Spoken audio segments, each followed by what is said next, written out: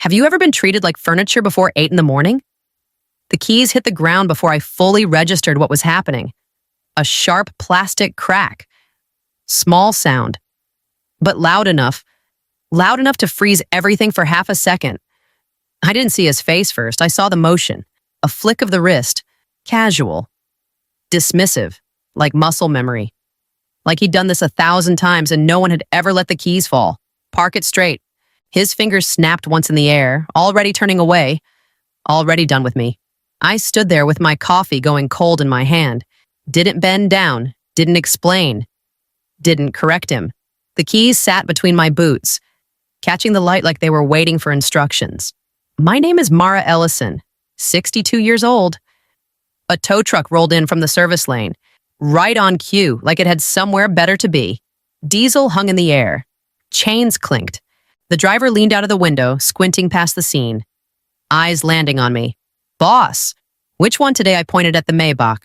Didn't raise my voice. Didn't smile. Just lifted my hand and let it hang there long enough for the driver to follow it. That's when the yelling started. Big words. Legal ones. Lawsuits. Jobs. Careers. He paced. He gestured. He looked around, waiting for someone to back him up. No one moved. I remember thinking this was either going to end fast or ruin someone's year. Maybe both. There's a strange calm that shows up right before things break. I've felt it before. It's not confidence. It's not anger. It's more like your body deciding before your brain catches up. If you've ever felt a moment lock into place like that, you know what I mean. Like the rest of the day has already been written and you're just waiting to read it. The story you are about to hear is a fictional work created by the writing team at RevengeAITA. Names, characters, companies, and events have been dramatized for storytelling purposes. Any resemblance to actual people or situations is purely coincidental. By the time the chains tightened and the car shifted, he was still shouting. Still sure he was right. Still sure this was a misunderstanding he could talk his way out of. I watched the Maybach lift, slow and heavy, and felt something settle in my chest. I didn't tow the car because I was mad. I towed it because he'd already crossed a line he didn't know existed. What if the car wasn't the point at all? My phone started buzzing before the tow truck cleared the gate. I let it buzz once, twice, third time. I picked up. A woman's voice rushed through the speaker. Tight and thin. She didn't introduce herself. She didn't need to. Panic has a sound. He's calling the police. I leaned back against the counter in my office and watched the security feed rewind. The Maybach lifting, the chains tightening, his arms cutting the air like he could slice his way out of it. Okay. A pause. She clearly hadn't expected that. He says the car was stolen. He says this is illegal. I took a breath. Slow. Not for her. For me. Tell him to read the lease. Another pause. Longer this time. Papers shuffling on her end. A keyboard clicking, then stopping. He says he doesn't have time for that. I closed my eyes for a second. Just a second. That old flicker showed up. The one that whispers, maybe this is too much. Maybe I'm overreacting. Maybe this is stupid. Over a car. Then tell him he's about to find the time. The call ended without a goodbye.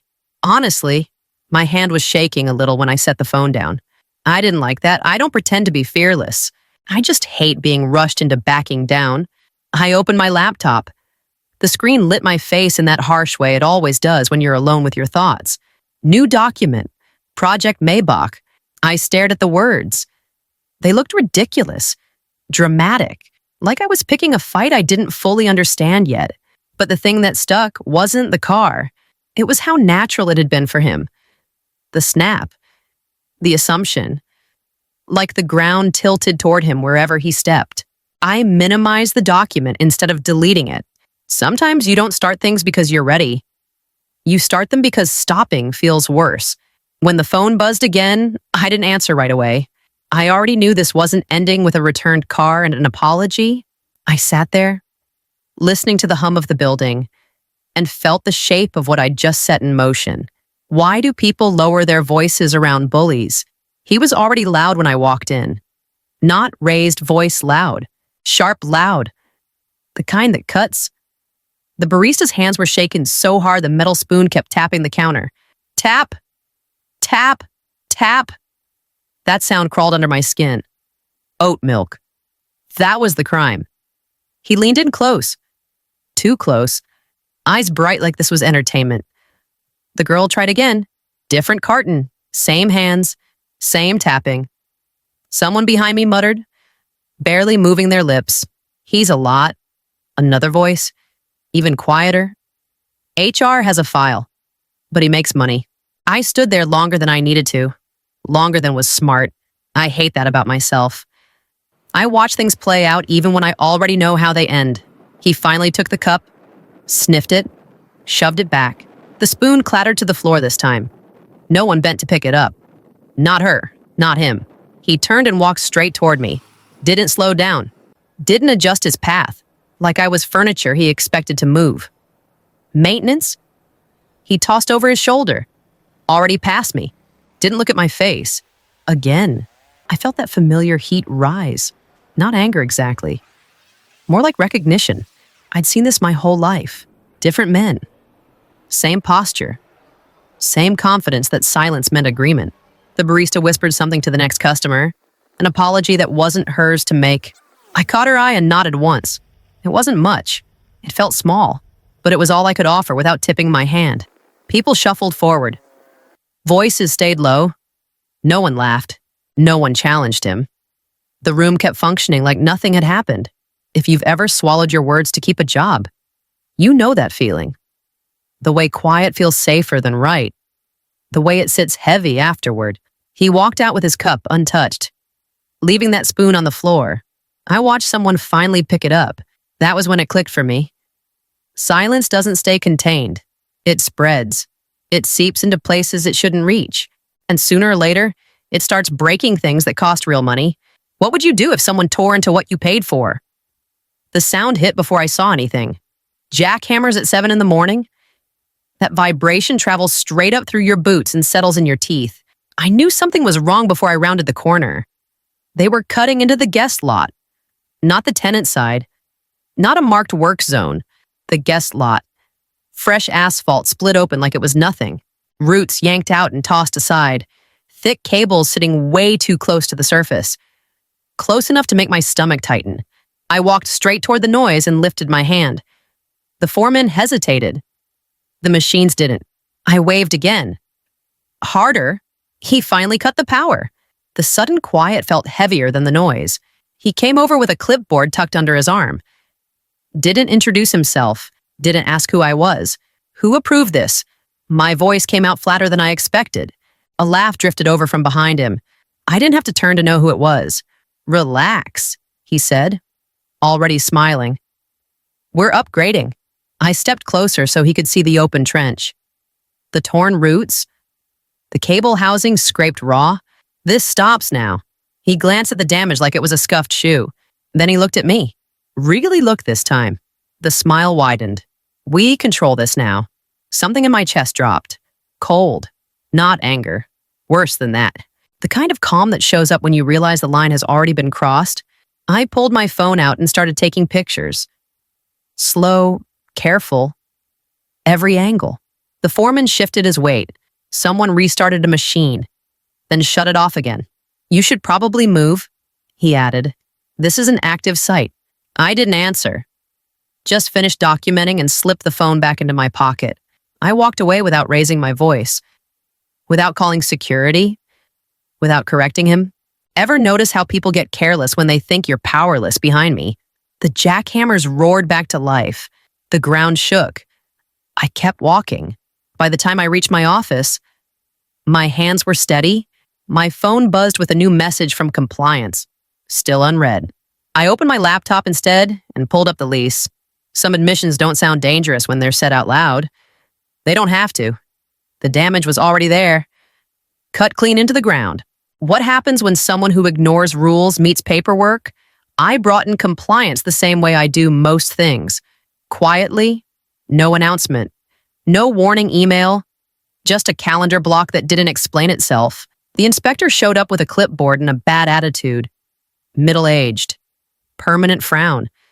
The kind of person who doesn't care who signs the checks. She walked the floor without looking at anyone.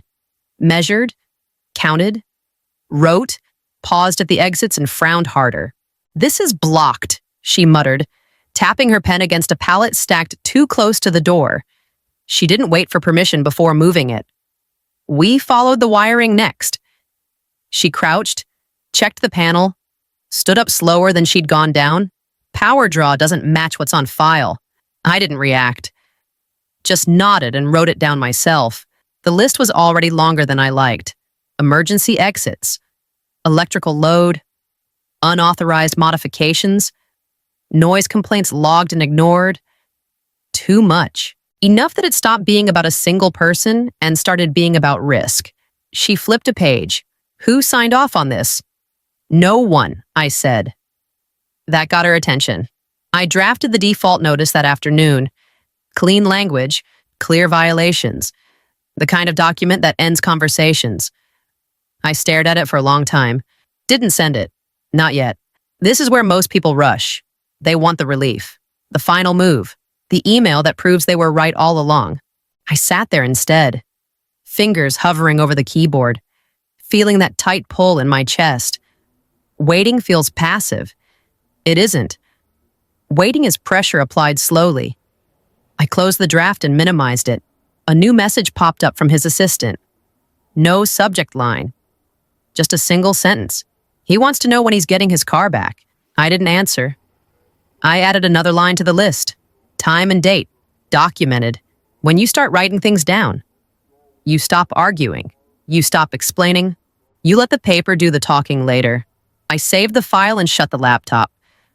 Some leverage only works if you don't use it right away. What if the worst thing wasn't what he did, but what he said? I wasn't trying to listen. I was wiping down the counter near the service corridor, half thinking about the list on my laptop, half thinking about nothing at all. His voice carried. It always did. Loud, confident, like walls were optional. He laughed first. That sharp, pleased sound. Then the words landed. They think we own the parking structure? I stopped moving.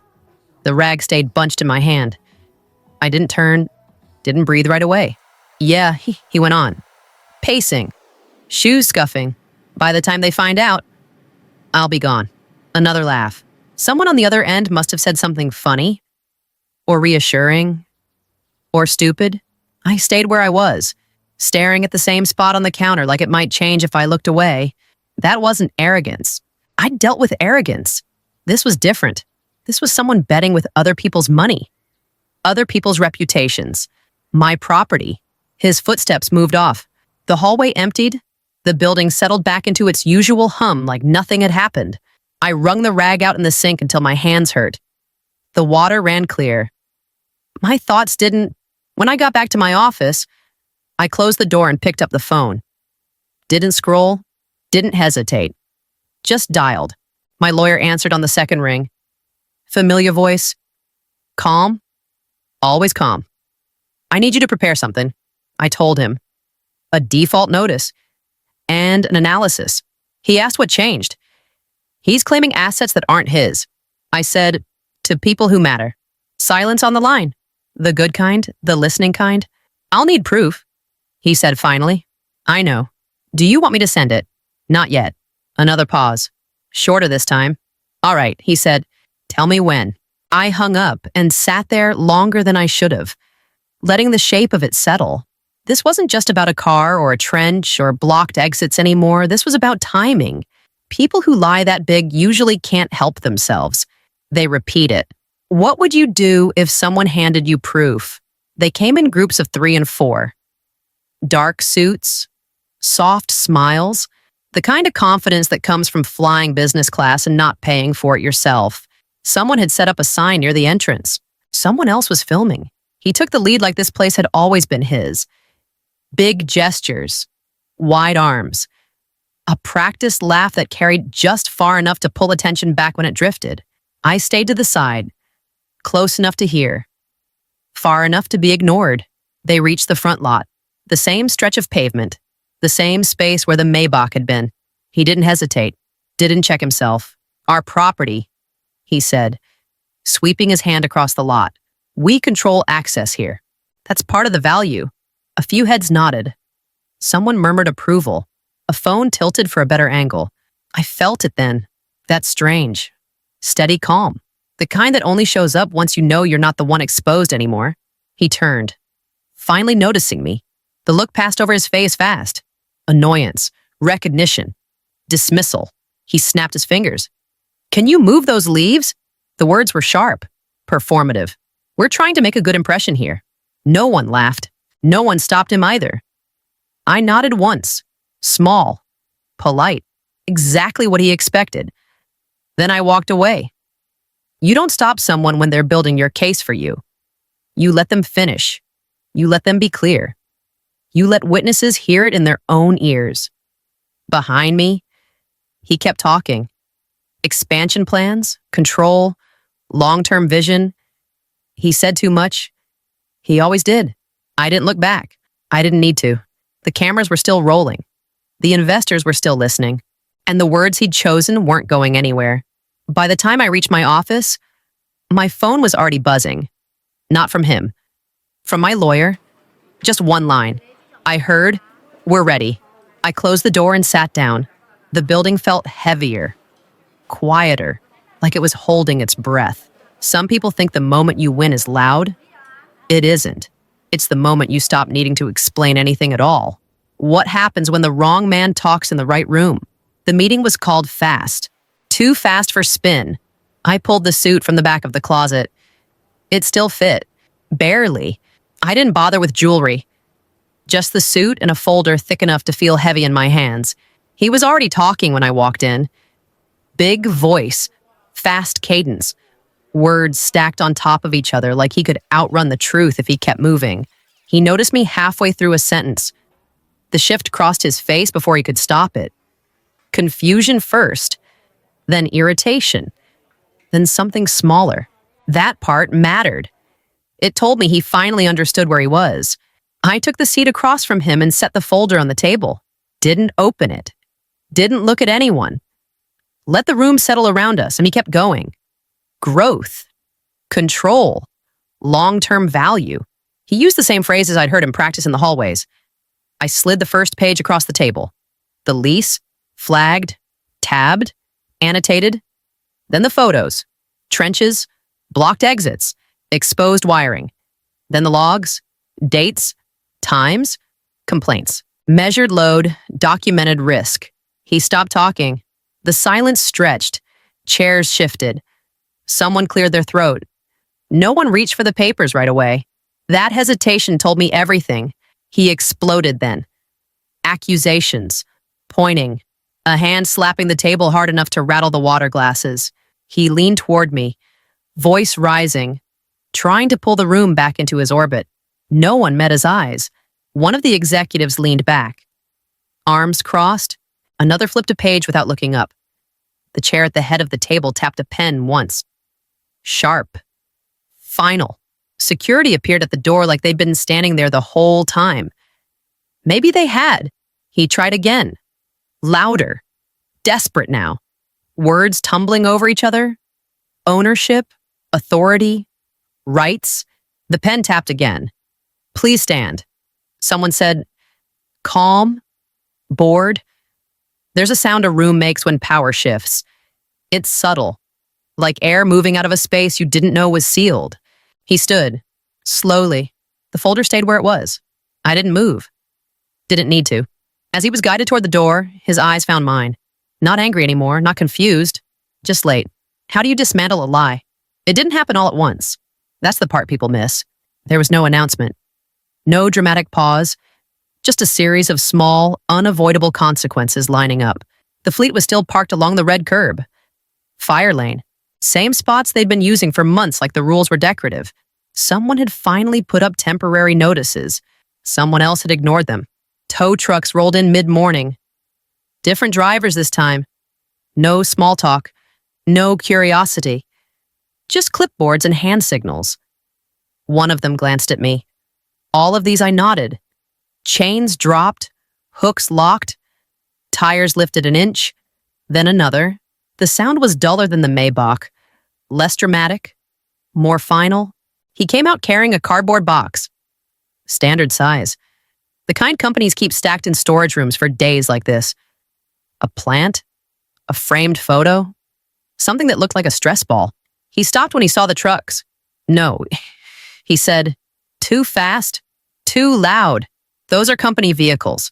No one answered him. One of the drivers checked a list and kept working. Another adjusted a strap and signaled for the truck to pull forward. He turned toward me then. Not angry. Not shouting. His voice dropped like he was trying a different approach. You can't do this. I didn't respond. There wasn't anything left to say that would help him. Or me. Security stood nearby. Close enough. Not touching him. Just there. The first truck pulled out. Then the second. The space they left behind looked wrong for a second. Too empty. Like furniture moved out of a room you're not ready to admit is done. He stood there with the box pressed against his chest. No phone. No keys. No one coming to stand next to him. Losing quietly hurts worse. I know that. The last truck turned the corner and disappeared. The curb was clear again. The lane open. I walked past him without slowing. The box scraped against his jacket as he shifted his grip. By the time I reached the door, the lie had nowhere left to park. Do small moments really matter? The fees cleared by noon, repairs scheduled. The lot looked normal again, which bothered me more than the damage ever did. Normal can lie. Normal can pretend nothing happened. I stood in my spot. Same faded letters. Same silence. The ground didn't remember the chains or the shouting. It never does. Security walked past and gave a nod. Not friendly, not afraid, just acknowledgement. That was new. I returned it and kept my eyes forward. Later, his assistant came by. She didn't step inside. Held herself at the threshold like it might close on her. He wants to know if there's anything he can do. She said, her voice was steadier now. I shook my head once. Small movement. Enough. She swallowed. He didn't think I know. I said, already turning back to my desk. She left without arguing. That mattered too. I sat there longer than I needed to. Thought about stopping it earlier. Thought about saying something before the first chain tightened. Thought about whether this made me better or just finished a chapter I'd been avoiding. It didn't start with revenge. It started with keys hitting concrete. With a snap of fingers. With a belief that the ground would always tilt his way. I closed the file. Project Maybach. The name felt childish now. I deleted it. When I locked up, the place was quiet. Honest quiet. The kind that doesn't ask for permission. Here's the lesson. Since you asked for one, even if I said I didn't have it, power isn't loud. It isn't the snap of fingers or the size of the car. Power is knowing where the lines are and enforcing them once, cleanly, without apology. And respect isn't something you demand. It's something you show in small moments, especially when you think no one important is watching. I turned the lights off and walked out. Some people lose everything because they couldn't bend down and pick up their own keys.